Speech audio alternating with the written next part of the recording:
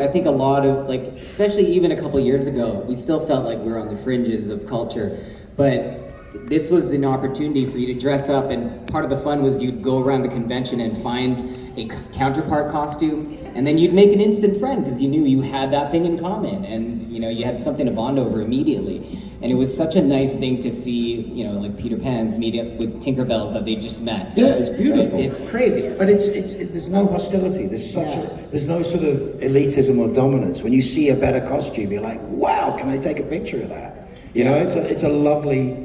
What do you want? You're not getting this back.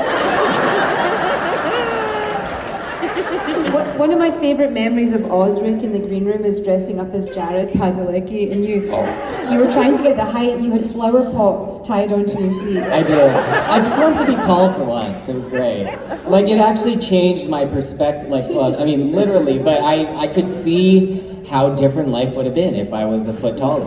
Very different. There was a moment. Remember when we went out to out in Toronto, and there was a moment where he stood up high on something, and it's finally occurred to him what it was like for us to look at him. I know, and it was profound. It was massively profound for him. He's always been tall, but he's like, everyone thinks I'm like 5'6" because I'm on that show. I mean, I'm like this. Hey, tell me about it. Well, you are. You're 4'6", right?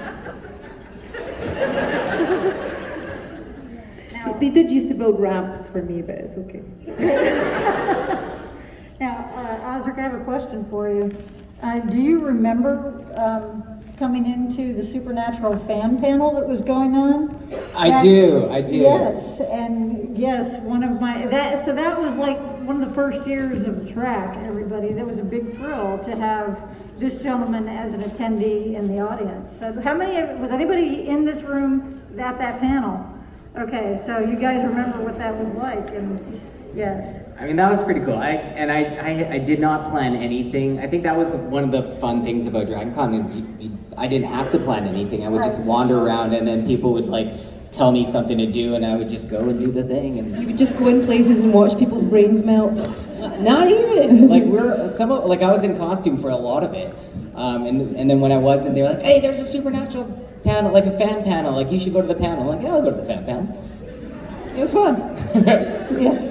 Well, we're glad you came. That was a big thrill for everybody there. I have a question for Alcal. Okay. Alcal, if you were to cosplay as anything or anyone, what would you cosplay as? Oh man, I was thinking about that last night. Have you guys ever seen No Country for Old Men? I saw a guy this morning dressed as Anton Chigurh, which is the terrifying guy who kills everyone. Yeah. I would not go as him. I was just very impressed. I was like, oh, this is specific. Which I really enjoyed. I don't know, what Mark was saying where he's like, now I get to dress up for a living, that kind of really registered for me, because I feel like, this sounds weird, but most of the time I feel like I'm cosplaying as a human, you know? I'm like, oh, I'm getting away with this? Perfect. That being said, Indiana Jones? The giant hat, the leather goods, I mean, come on. Whip.